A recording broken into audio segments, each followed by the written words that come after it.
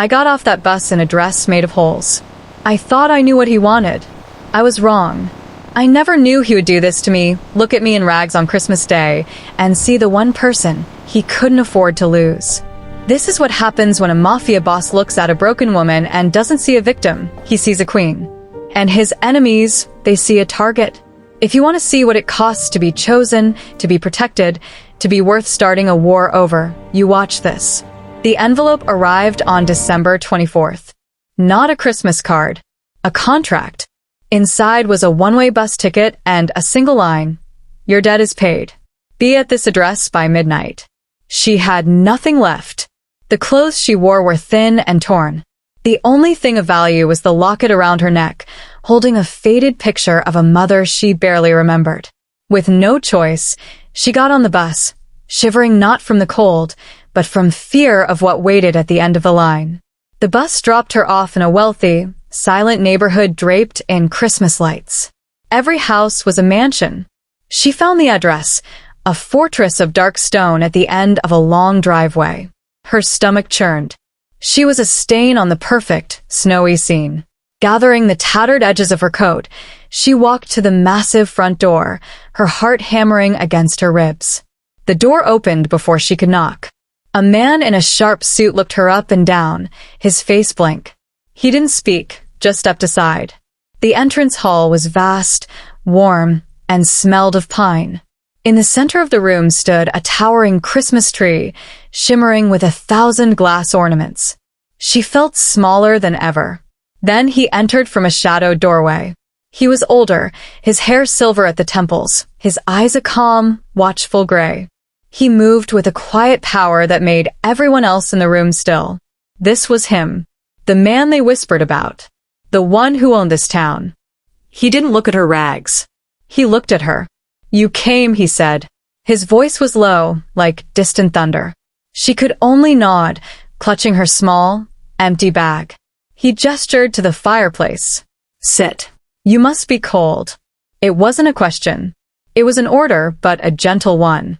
Confused, she sat on the plush rug, the heat of the flames seeping into her bones.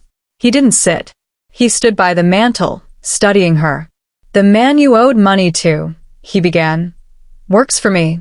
He was going to sell you to a far worse place. I bought your contract instead. Her blood ran cold. She was property. He saw the fear flash in her eyes and shook his head. You are not here for what you think. Look around this house. What is missing? She did.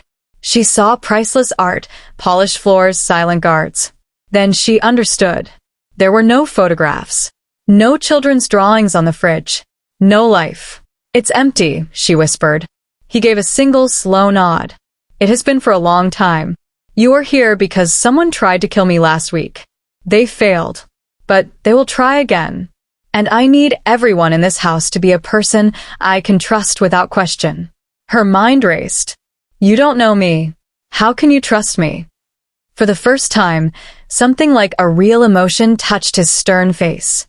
He pointed to the locket she still clutched in her hand. Because in a world of greed, you arrived with nothing but that.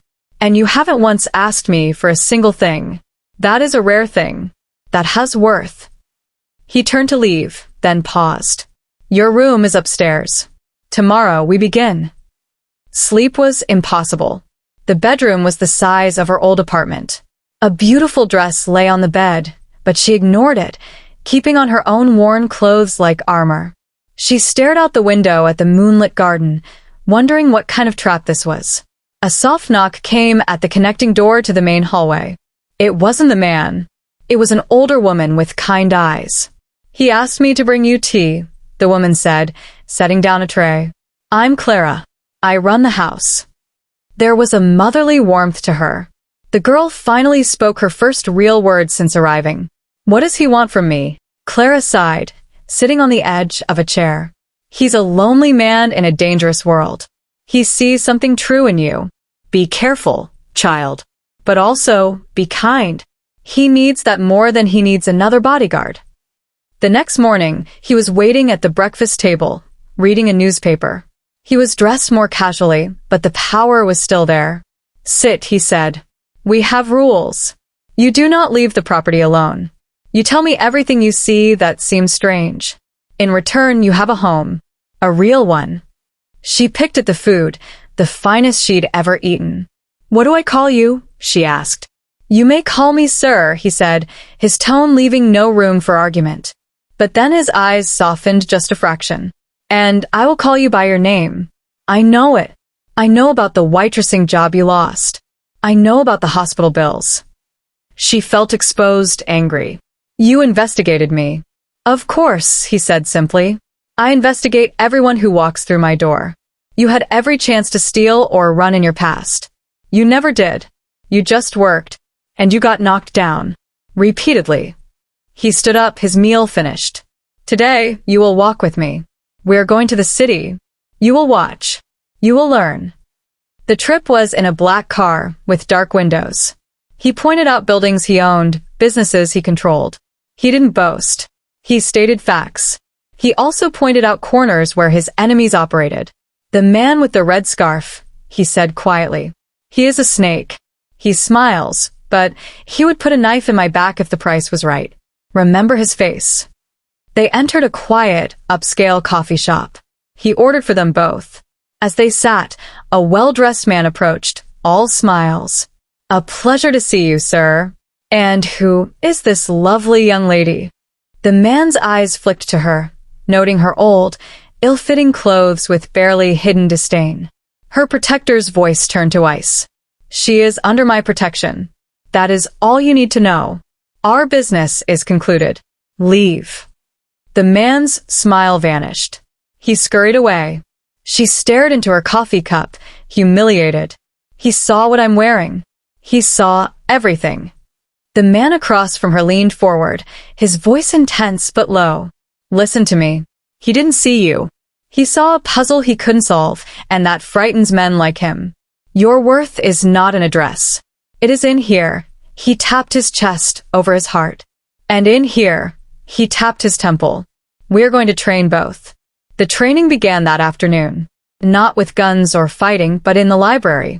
It was a room full of old books and the smell of leather. The greatest weapon is knowledge, he said. You will learn about my businesses. You will learn to read a financial report, to see a lie in a contract. He pushed a heavy ledger toward her. She was terrified.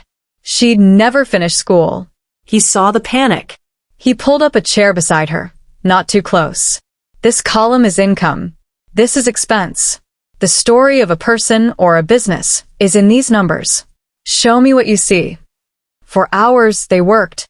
He was patient, clear, and never condescending. When she finally understood a difficult concept, a tiny, genuine smile touched her lips. He saw it and looked away quickly, as if it were a light too bright to face. Days fell into a rhythm.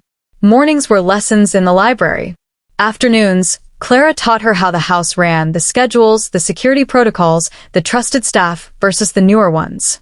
She was learning the heartbeat of his empire from the inside out.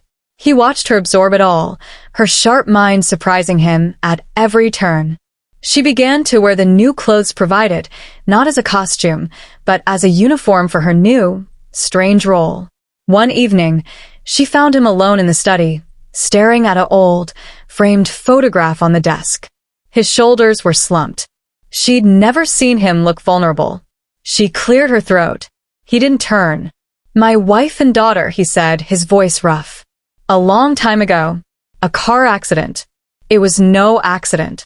The sheer, simple pain in his words filled the room. She didn't offer empty sympathy. She just asked, "Did you find who did it?" He finally looked at her, his gray eyes stormy. Yes. And justice was served. But it does not bring them back. It only leaves an empty house. He put the photograph face down. That is why the snake in the red scarf and others like him will never stop. They think my heart is buried with my family. They think that makes me weak. He stood up, his mask of control back in place. They are wrong. It is what makes me dangerous. And it is why I see a fighter in you. You have lost things, too. A week later, the first test came.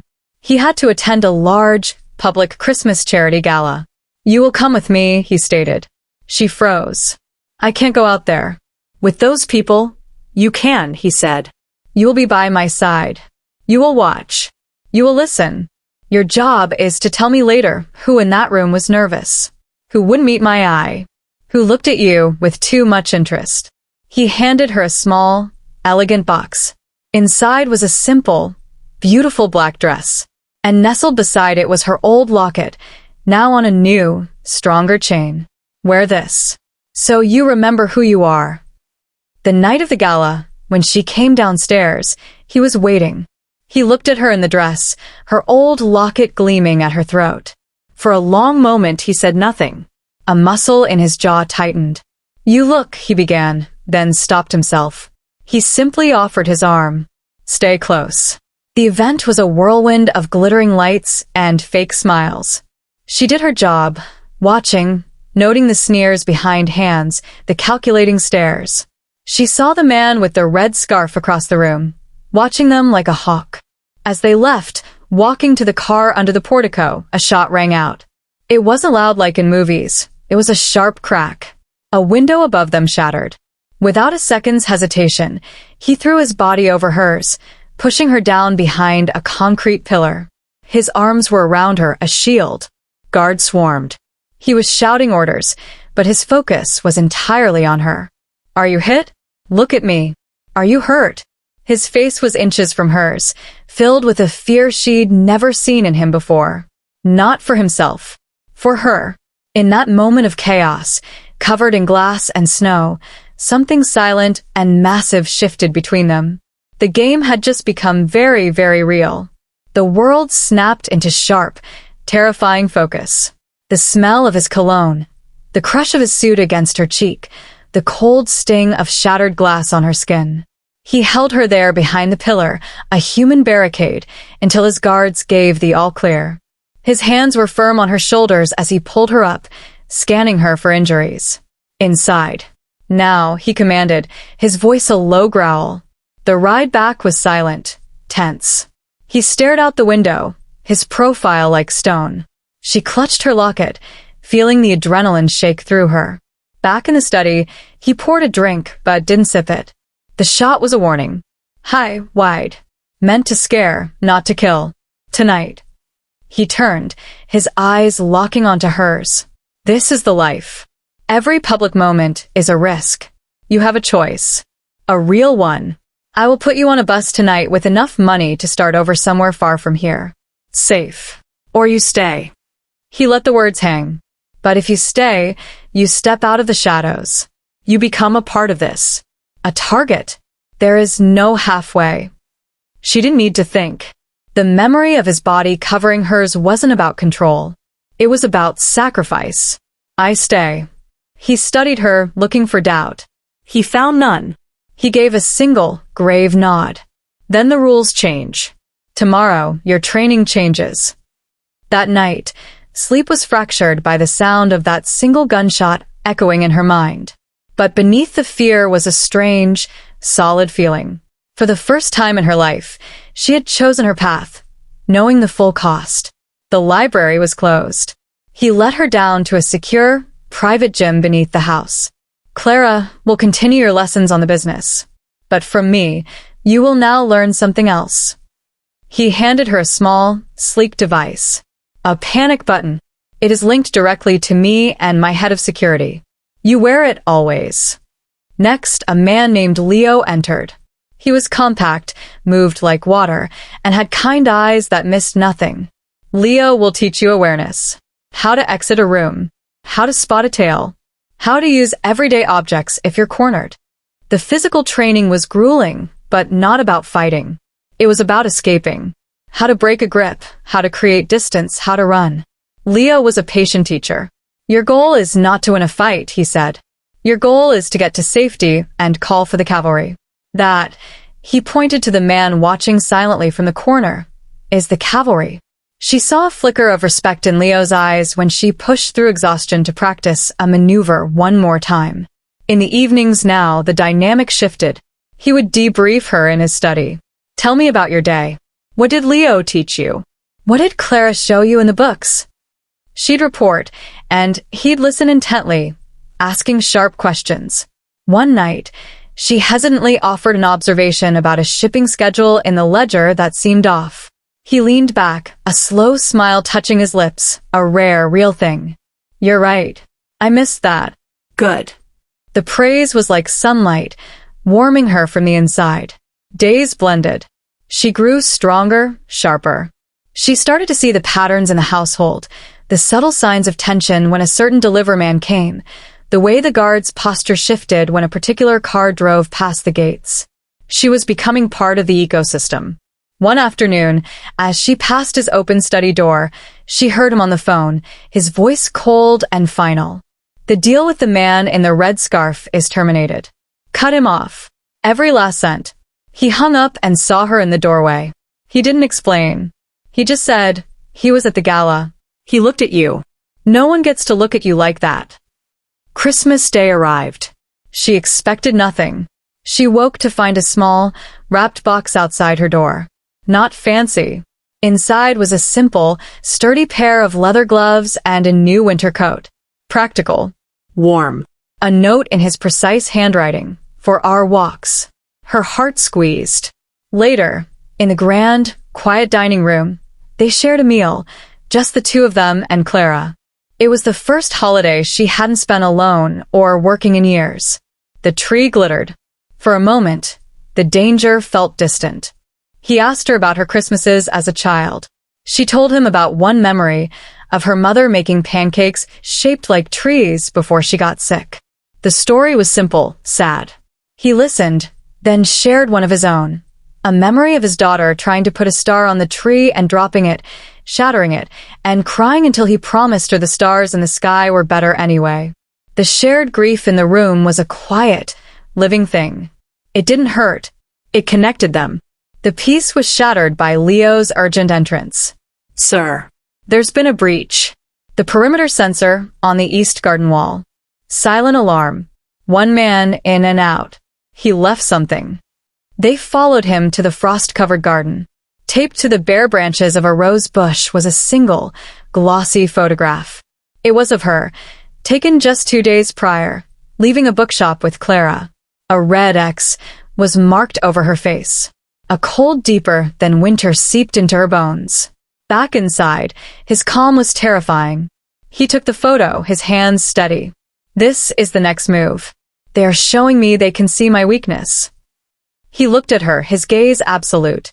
"You are not a weakness. You are a thread in my tapestry. But they see a thread they can pull." He made a decision. "We leave the city.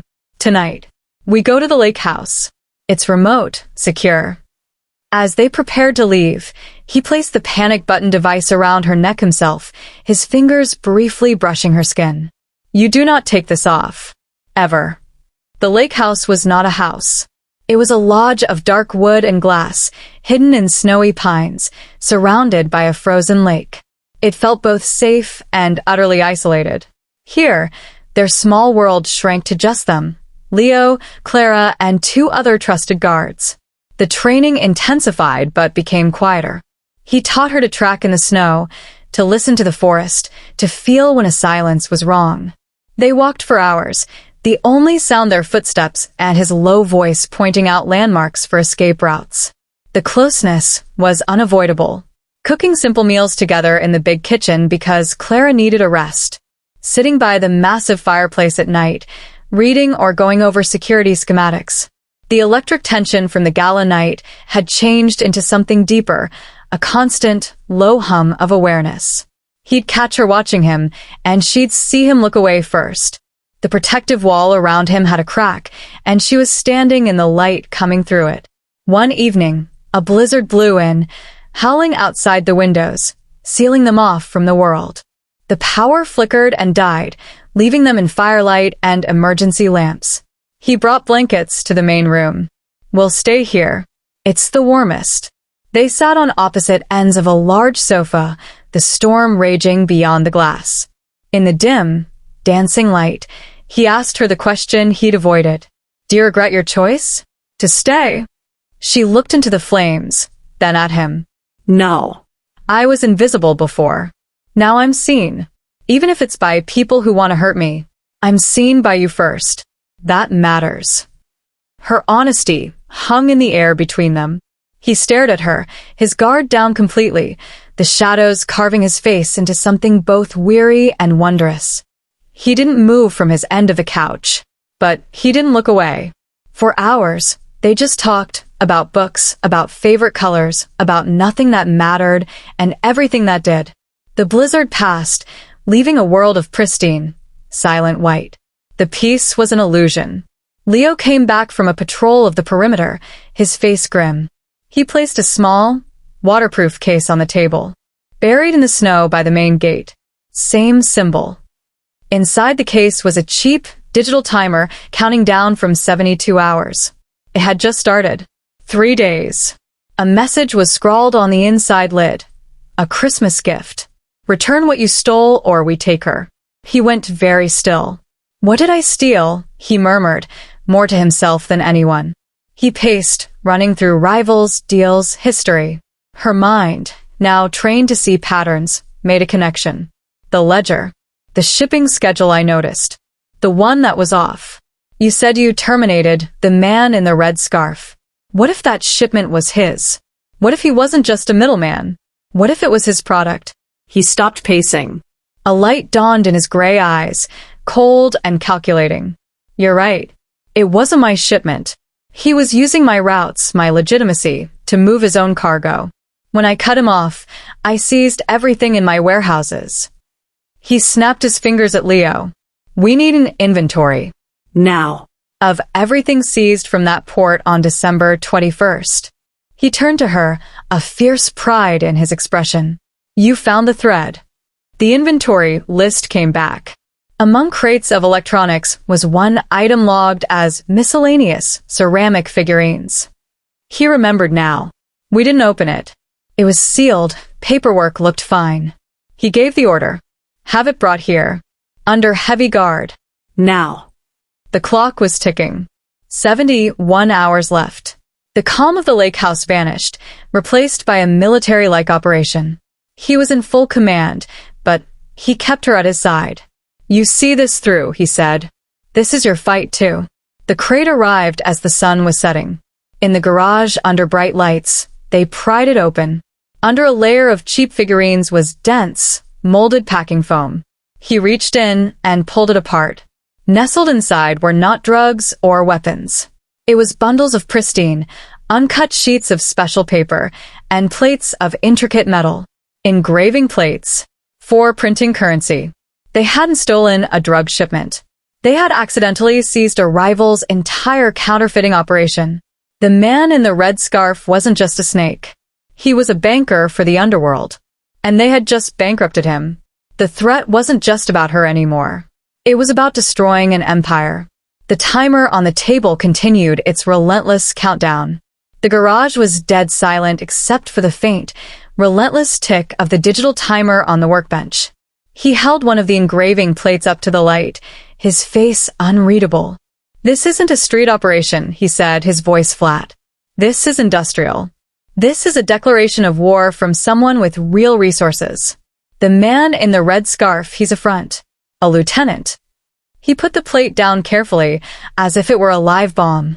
They didn't just want her to scare me. They want to trade her for their entire operation back. A straight swap. She stared at the sea of money that could have been. What do we do? He finally looked at her, the calculation in his eyes shifting to something more human. We do not negotiate. Ever. But we make them think we will. We buy time. He turned to Leo. Get a team to the city. Find the red scarf. I want to know who he's meeting, who he's panicking to. And I want a decoy crate prepared. Fill it with scrap metal and tracking devices. We're going to give them a box. Back in the main room, he spread a map on the large table. The frozen lake was a vast, white plain behind them. The exchange, if it happens, will be here. He pointed to an old, abandoned ranger station on the far side of the lake. Open ground. No cover for them. Multiple escape routes for us. He was talking strategy, but his attention kept returning to her. You will be here. He pointed to a ridge overlooking the station, hidden in the pines. Leo will be with you. You will watch. You will not, under any circumstance, come down. The waiting was agony. The clock ticked down to 68 hours. Reports trickled in from the city. The man in the red scarf had gone to ground, but his panic was causing ripples. Money was being moved. Other, smaller bosses were getting nervous calls. His empire was cracking. He's desperate, Leo reported via secure line. Desperate men make mistakes. He listened, then gave quiet orders. Increase the pressure. Leak that were willing to talk, but only directly to the top. Force the real boss into the light. That night, the fear settled in her bones. It was one thing to be a target in a crowded city. It was another to be bait in a silent, snow-covered wilderness. She stood at the window, watching the moon glow on the ice. He found her there. He didn't speak at first, just stood beside her, a solid presence in the dark. I will not let them take you, he said, the words a vow. This ends here, but you have to trust the plan. She wrapped her arms around herself. I do trust the plan. I finally have something to lose. The admission hung in the cold air between them. He turned from the window to look at her, his face illuminated by the pale light.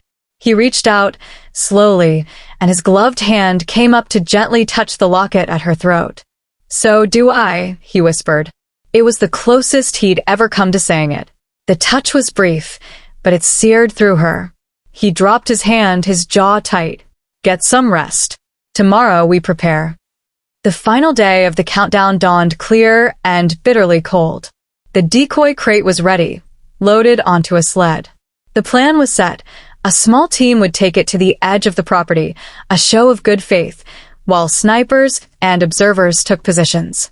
He dressed not in his usual suit, but in tactical gear. It transformed him. He was no longer just a powerful man. He was a soldier. He checked his equipment with a chilling efficiency. He called her into his study one last time.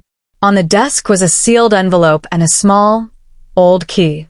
This is the address of a safety deposit box in Zurich. The key opens it. Inside are passports, money, everything you would need. She started to protest. He held up a hand. Listen, this is a precaution. Leo has orders to get you to the airstrip if anything goes wrong. You get on that plane, you go to that bank, and you never look back. Do you understand?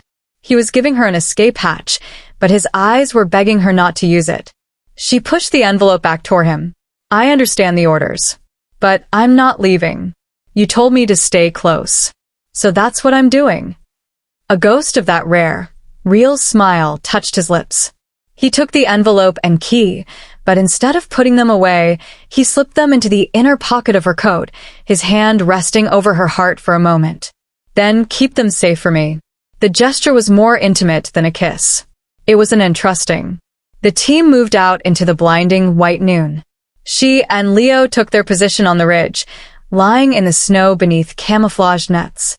Through high-powered binoculars, she watched him walk toward the prearranged spot, a few men flanking him, the sled with the decoy crate behind. He looked small against the vast landscape, but his posture was absolute, unyielding. Her breath caught in her throat. The world narrowed to the scene below. They waited. The wind whipped snow across the lake. 30 minutes past the agreed time, figures emerged from the tree line on the opposite side. 5 men. The man in the red scarf was not among them. In the center was an older, elegant man in a long black coat. She focused the binoculars. His face was known from financial magazines. A legitimate, hugely wealthy investor. The real boss. He didn't look like a monster. He looked like a grandfather. Her blood ran cold. The 2 men met in the middle of the frozen expanse. Their voices were carried away by the wind, but she could see the conversation. The investor was calm, smiling. Her protector was still, a pillar of ice. Then, the investor gestured. One of his men stepped forward, opening a laptop. He turned the screen. The image was grainy but clear, a live feed. It showed Clara, bound to a chair in the kitchen of the lake house, a gun to her head. The trap wasn't here. It was there. They'd never left the house unguarded, but they'd been outmaneuvered. She saw his shoulders tense. He'd been outplayed. The investor's smile widened. The demand was clear. The real plates, for Clara's life and hers. Her protector gave a slow, defeated nod. He spoke into his radio. "Stand down. Bring the real crate." It was the hardest thing she'd ever had to watch, his surrender. But then she saw his hand, held loosely at his side, make a deliberate, slow gesture. 2 fingers tapped his thigh twice. It was their signal. The one he'd taught her just days ago. Distraction. Now. Without thinking, she acted. Leo tried to grab her, but she was already moving. She scrambled out from the netting, stood on the ridge, and screamed. Not a word, just a raw, piercing cry that shattered the silent standoff below.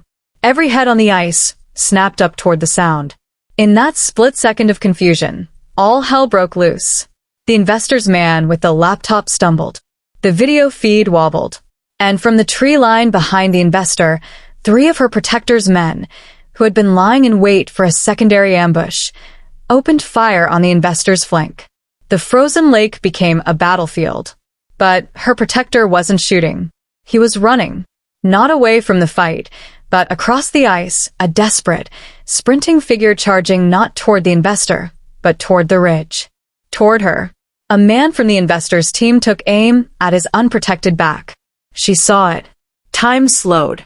She raised the binoculars, not to look, but as an instinctual, useless shield. A shot rang out. The man aiming fell. Leo, beside her, had taken the shot.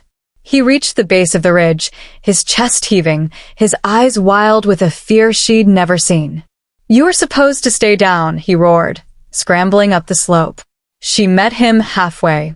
"You signaled for a distraction," she shouted back, tears of adrenaline freezing on her cheeks.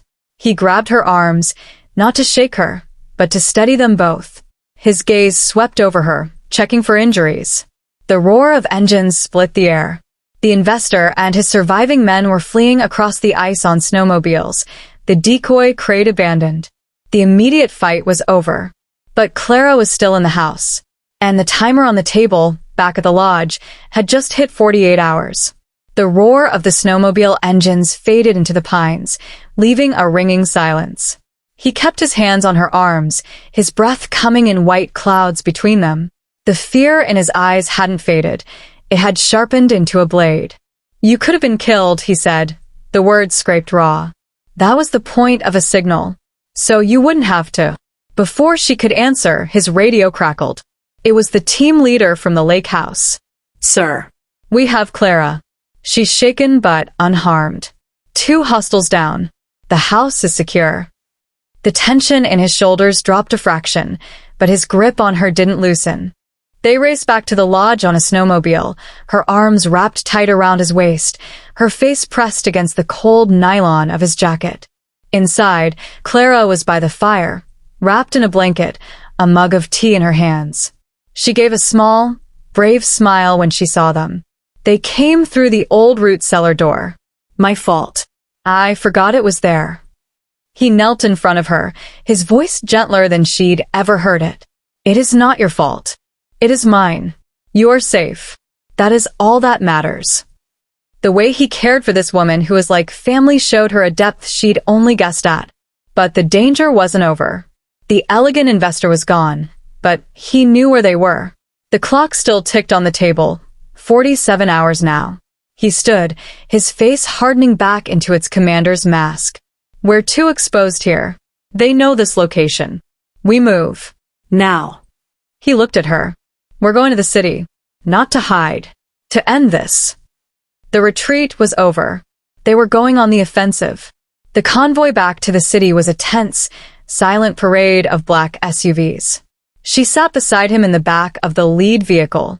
He was on his phone, his voice a low, continuous stream of orders. "Freeze all his known assets.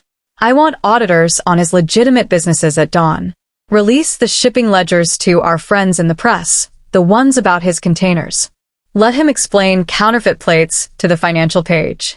He was dismantling the investor's world, brick by brick in real time. He hung up and stared out at the passing darkness. "His name is Alistair Croft," he said quietly. "He sits on charity boards. He owns a baseball team. And for 20 years, He's been the silent partner in every major crime syndicate in the state. I knew he existed. I never had proof. Now I do. He turned to her. The plates. They're more than money. They're his signature. His life's work. And we have them. He will not stop. They didn't go to the mansion. They went to the heart of his power, a nondescript office tower downtown. The top floor was a fortified command center, all cool glass and glowing screens. He brought her to a quiet corner office with a view of the city lights. You will stay in this room. Leo is outside. This is the safest place in the city. He was about to leave when she spoke. You're using me. Again. He stopped. As the reason for this war. To your men. To Croft. The thread to pull. He walked back to her, stopping close. No, he said, his voice intense. I am showing them what I protect. There is a difference. Before, I protected territory. Money. Respect. Empty things. Now, his eyes held hers. I am protecting a person. That is a cause men will fight for. And it is a reason a man like Croft will never understand. And that is his weakness. The night became a blur of strategy. From her room, she watched the command center buzz. Reports flowed in. Croft's stock was dipping on rumors. A news van was spotted outside his estate. The pressure was working. But Croft wasn't idle. A message arrived, not a threat, but a piece of paper delivered by a terrified courier.